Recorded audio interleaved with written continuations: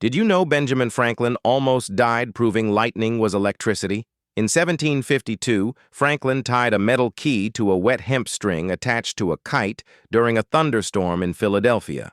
As lightning struck, deadly electrical current shot down the soaking wet string straight toward his hands. He was seconds away from electrocution.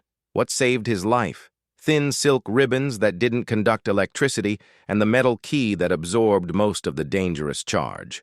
Franklin's hands were burning, but he was alive. This terrifying experiment proved that lightning and laboratory electricity were exactly the same thing. From this near-death experience, Franklin invented the lightning rod.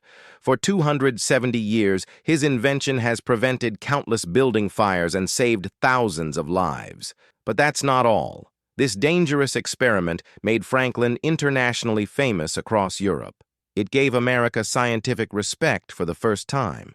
Franklin went on to invent bifocals, the Franklin stove, and electrical safety devices, all because he was willing to risk everything for knowledge that would help humanity.